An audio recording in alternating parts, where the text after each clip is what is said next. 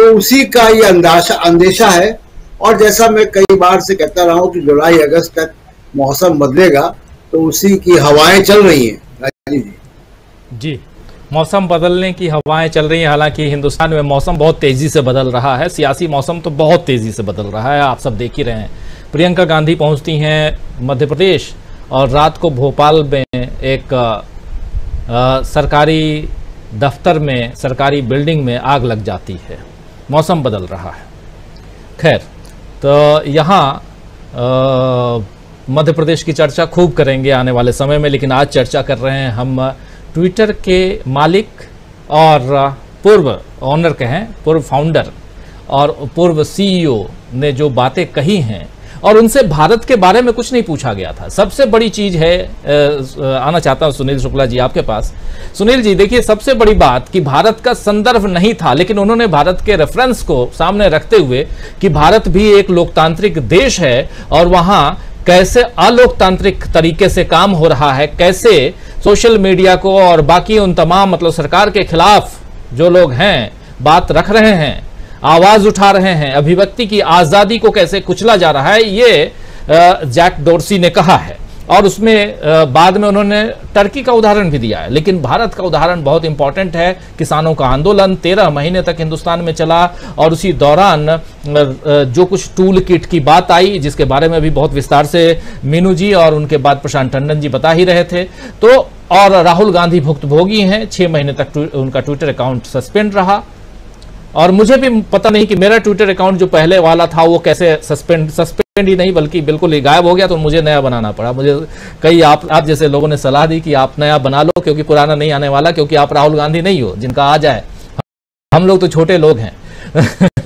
तो फाइनली नया बना लिया। फेसबुक का भी हाल बता दूं आपको कि डीबी लाइव का पेज, जिसके काफी ज्यादा फॉलोअर्स, उस पेज को भी हैक कर लिया गया और आज तक नहीं लौट के आया। देशबंधु का एक पेज है, उसको फिर हम लोगों ने आगे बढ़ाया। तो ये सब आज भी हो रहा है। इसलिए पहले भी मैं कहा था कि हम लोग खुद भुक्तभोगी हैं और पर्सनली भुक्तभोगी हैं, और ये सोशल मीडिया पे खूब चल रहा है, बहुत तेजी से चल रहा है। और उसी का हवाला देते हुए ट्विटर के को फाउंडर अगर अपनी बात कह रहे हैं तो छोटी मोटी बात नहीं है। और उधर राहुल गांधी इन सब से इतर आराम से ट्रक में सफर कर रहे हैं। चाहते तो बहुत बढ़िया बढ़िया गाड़ी में 8 करोड़ 10 करोड़ की गाड़ी में तो वो भी घूम सकते थे, लेकिन वो ट्रक में घूम रहे हैं और पूछ रहे हैं कि कितना कमा लेते हो। क्या है ये राजनीति राहुल गांधी की।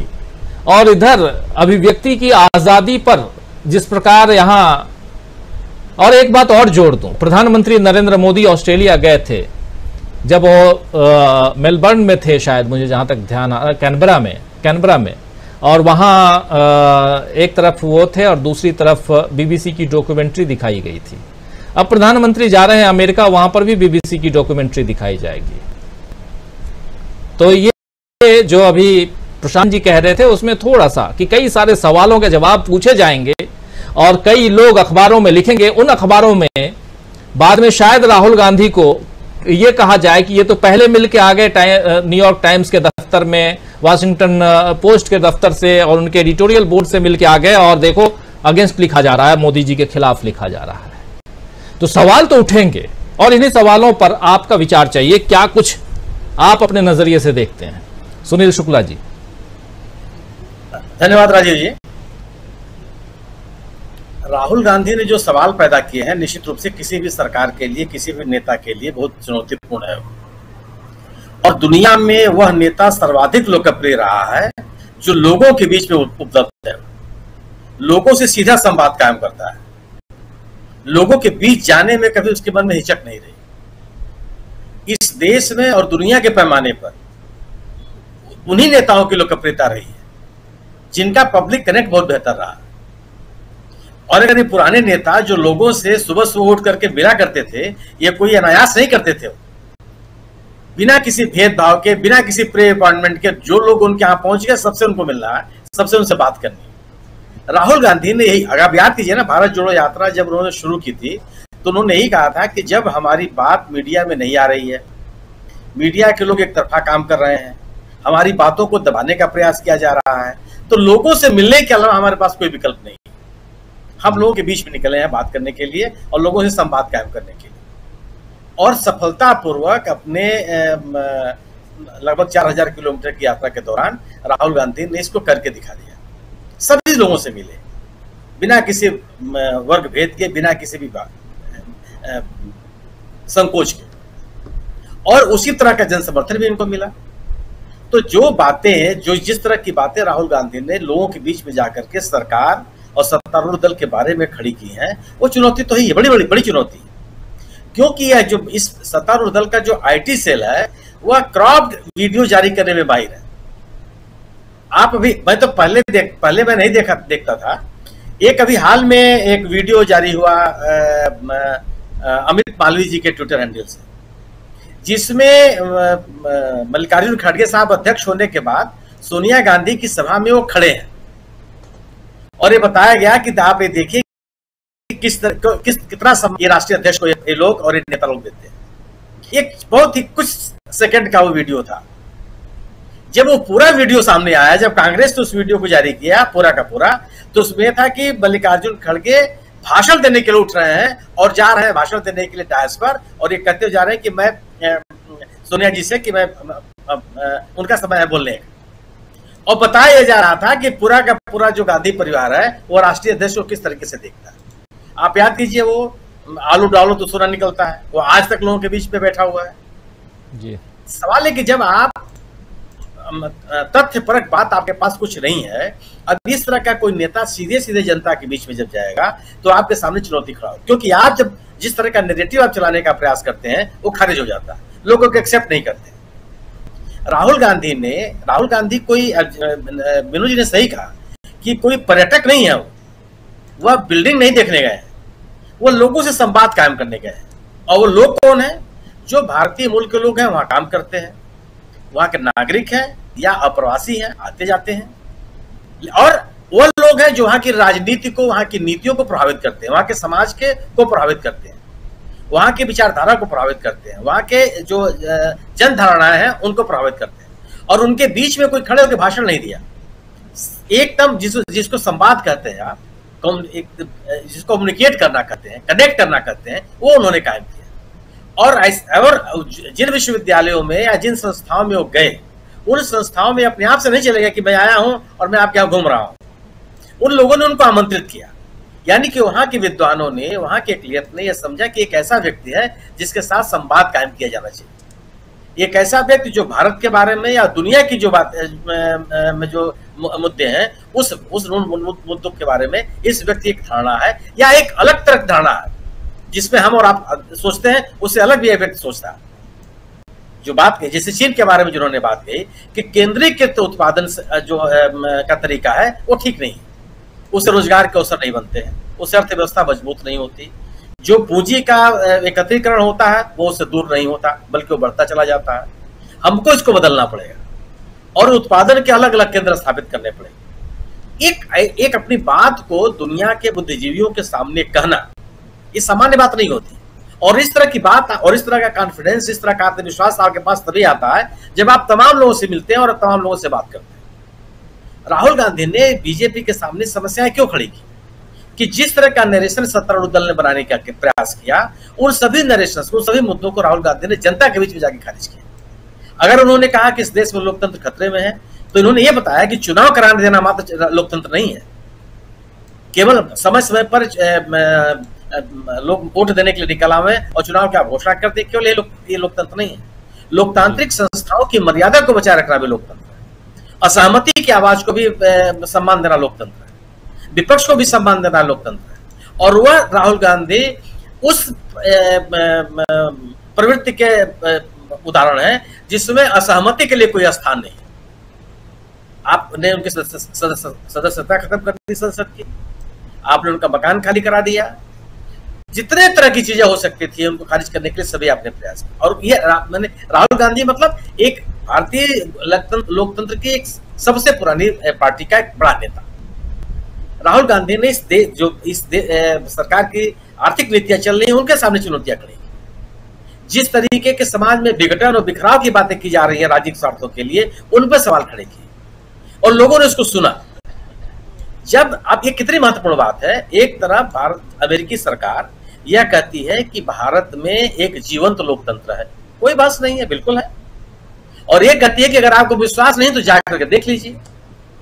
इस वक्तव्य के तत्काल बाद एक बहुत कम समय के भीतर ट्विटर का पूर्व सीईओ आता है और कहता है कि साहब हमारे ऊपर भारत की सरकार ने दबाव डाला। क्या अभिव्यक्ति की आजादी की सुरक्षा के बगैर आप एक जीवंत लोकतंत्र की बात कर सकते हैं? क्या ये अभिव्यक्ति की आजादी को सुनिश्चित किए बगैर आप लोकतंत्र को मजबूत कर सकते हैं? अभिव्यक्ति की आजादी को दबाव डाल करके क्या आप लोकतांत्रिक संस्थाओं, लोकतांत्रिक प्रवृत्तियों, लोकतांत्रिक मान्यताओं को मजबूत कर सकते हैं? नहीं कर सकते। तो अमेरिकी सरकार के उस वक्तव्य के ऊपर ही वहां के व्यक्ति ने, वहां के उस नागरिक ने ये सवाल खड़े किए। और आप कहते रहिए कि कांग्रेस के लोग हैं, किनके लोग हैं, उनके लोग हैं, ये ऐसे लोग नहीं। यूएस एक ऐसा देश नहीं है, जब ये प्रधानमंत्री जाएंगे, इनका भाषण होगा, बिल्कुल हमारे जैसे लोगों को भी भारतीय प्रधानमंत्री को इस बात का अवसर मिलता है कि दो बार अमेरिकी कांग्रेस को संबोधित करता है, ठीक है, बहुत अच्छी बात है। लेकिन वहां का जो प्रेस है वह प्रेस सरकार की भाषा नहीं बोलता।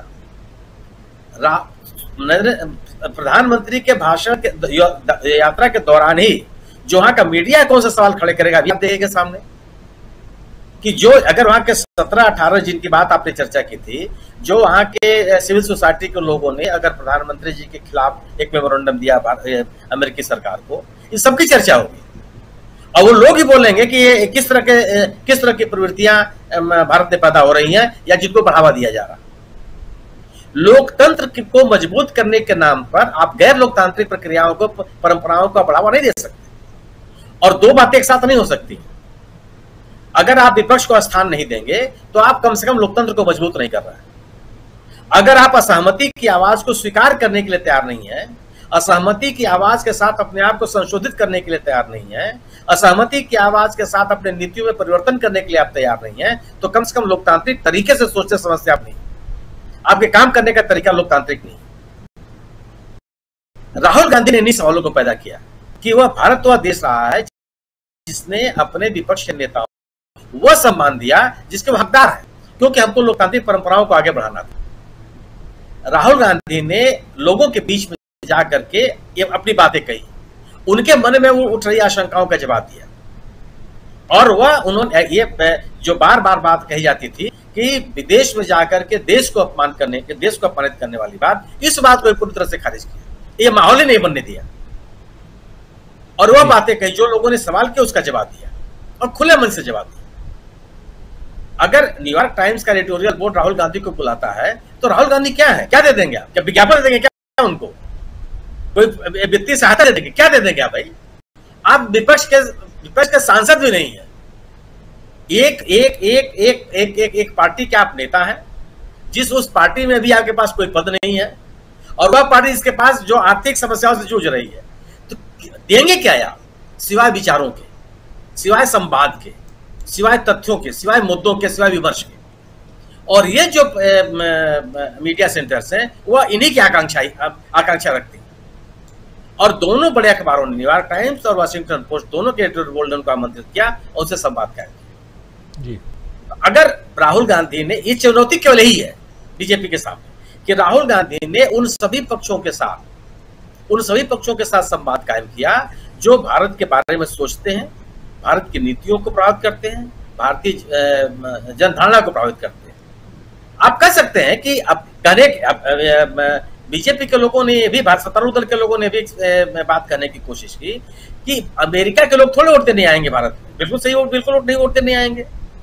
तो राहुल गांधी अमेरिकी नागरिकों से थोड़े मिल रहे हैं, राहुल गांधी अप्रवासी भारतीयों से मिल रहे हैं, और वहां जो अमेरिकी नागरिक जिनसे उनकी बात हो रही है वह थिंकर्स हैं, वो इंटेलेक्चुअल्स हैं जो पूरी दुनिया को प्रभावित करते हैं। चुनौतियां आई हैं। अगर ट्विटर जैसा संस्थान ये कहता है कि भारत सरकार ने हमारे ऊपर दबाव डाला, और अभी तक भारत सरकार नहीं की, अभी तक सरकार की तरफ से बात नहीं आई कि नहीं क्या जो ये बात कर रहे हैं ये सही है या गलत है, तो बड़े सवाल पैदा किए हैं राहुल गांधी ने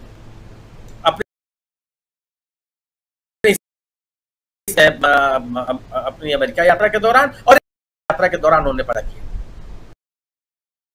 यह इसका कैनवास उन्होंने बदल दिया, इसका जो उसकी विस्तार दे दिया अपनी अमेरिका यात्रा के दौरान कि दुनिया के पैमाने की चर्चा हुई। आप केवल इस बात पर राहुल गांधी की बातों को खारिज नहीं कर सकते हैं कि प्रधानमंत्री जा रहे हैं, कांग्रेस को 2 बार संबोधित करेंगे, 2 बार संबोधित करने वाले पहले प्रधानमंत्री बनने जा रहे हैं और अमेरिका ने ये सर्टिफिकेट दे दिया, वो सर्टिफिकेट दे दिया। बात इससे नहीं होती। लोकतंत्र प्रमाण पत्रों से नहीं निकलता, लोकतंत्र विमर्श से और बहसों से निकलता है। लोकतंत्र में विपक्ष द्वारा उठाए गए मुद्दों का जवाब देने से निकलता है। अपने उत्तरदायित्व जो आपके ऊपर दायित्व दिए गए हैं, उन दायित्वों के निर्वहन करने में के कारण लोकतंत्र मजबूत होता है। और अगर आप उसके निर्वहन में कमजोर साबित हुए हैं और विपक्ष उस पर सवाल खड़ा कर रहा है, तो आपके सामने वो मुश्किलें आएंगी। और वही राहुल गांधी ने उन मुश्किलों को खड़ा किया। और राहुल गांधी ने बताने की कोशिश की है कि अमेरिका में जाकर के उन्होंने लोगों से संवाद कायम कर भारत और भारत के बारे में लोगों से बात करने की कोशिश की। और ये वो लोग हैं जो भारत में रहते हो या न रहते हो, उनके अपने लोग हैं, भारत से गए हुए लोग हैं और भारत के जनमत को प्रभावित करने का उनके भी वो प्रयास करते हैं। और उनके मन में इच्छा शक्ति जो देश के बारे में सोचते हैं, देश की बेहतरी के बारे में सोचते हैं। तो जो मुश्किलें खड़ा की है राहुल गांधी ने, वो ये निश्चित रूप से वो बड़े सवाल है सत्तारूढ़ दल के सामने। और अगर सत्तारूढ़ दल उन सवालों का जवाब नहीं देता, तो आने वाले दिन राजनीतिक रूप से बड़े चुनौतीपूर्ण होंगे भारतीय जनता पार्टी के। जी जी जी बिल्कुल बिल्कुल। हमारे 2 साथी जल्दी जाने वाले हैं, मीनू जी भी और प्रोफेसर रविकांत जी भी। प्रोफेसर रविकांत जी को अभी ट्रेन पकड़नी है, मैं समझ रहा हूं। आप दोनों के पास जल्दी जल्दी में 2-2 मिनट के लिए या 1 मिनट, जितनी जल्दी हो आप लोग अपनी बात रख करके। पहले मीनू जी, राहुल गांधी की इस राजनीति वहां से जो कुछ है इधर करने की कोशिश कर रहे हैं या कर रहे हैं, नहीं कर रहे हैं, लेकिन इस राजनीति को किस रूप में आप देखती हैं? अमेरिका में ट्रक सवारी करते हैं, अमेरिका में अलग अलग संस्थानों में जाते हैं। अगर एडिटोरियल बोर्ड से जाकर मिल रहे हैं, वॉशिंगटन पोस्ट से चाहे न्यूयॉर्क टाइम्स से, तो कितने लोगों की मुलाकात हुई होगी पहले? हालांकि आप प्रेस कॉन्फ्रेंस करें, प्रेस क्लब जाएं, ये तो पहले भी हुआ, लेकिन आप अखबारों के दफ्तर में जा रहे हैं, उनसे मिल रहे हैं, ट्रक की सवारी कर रहे हैं। हो सकता है कि कुछ दिनों बाद और भी कुछ तस्वीरें उनकी आ जाएं। हिंदुस्तान में उसका क्या असर आप देखते हैं? राजीव जी, जहां तक इस ट्रक यात्रा की सवारी का सवाल है अमेरिका में, मेरे हिसाब से मोटा मोटी इस पे कोई पॉलिटिक्स इन्वॉल्व नहीं है, ना किसी को इन्फ्लुएंस करने वाली बात है। मुझे ऐसा लगता है ये राहुल गांधी की अपनी इनक्यूजिटिवनेस है, मतलब जिज्ञासु प्रवृत्ति, जानना लोगों की। देखिए, घूमने का मतलब यही होता है, मेरे लिए तो यही है। जब भी विदेश जाएं या भारत में भी जाएं, तो यही होती है कि आम व्यक्ति से संवाद करना।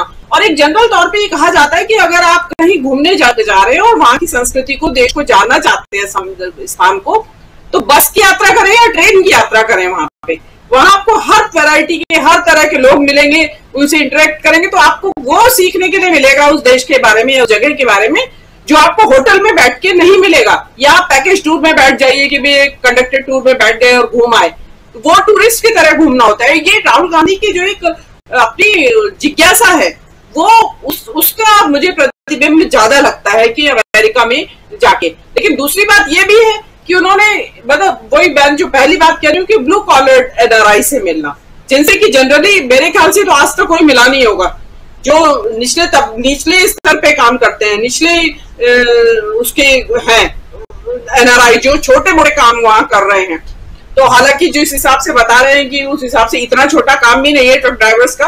एक है हमारे परिचित, वो कनाडा में रहते हैं, वो बताते हैं कि कितना मोटा उनके पास सैलरी पैकेट है, मिलता है उनको। तो ये चीज है। और दूसरी बात रही कि जो राहुल गांधी से जो मिल रहे हैं, जो प्रेस वाले मिल रहे हैं या जो पब्लिशिंग हाउसेस, जो न्यूज़पेपर्स हाउसेस थे, उनको बुलाया है एडिटोरियल बोर्ड से, उनकी बातें हुई हैं, मीटिंग्स हुई हैं, वो डेफिनेटली देश की राजनीति को और विदेश नीति को प्रभावित करने वाले वो सब है।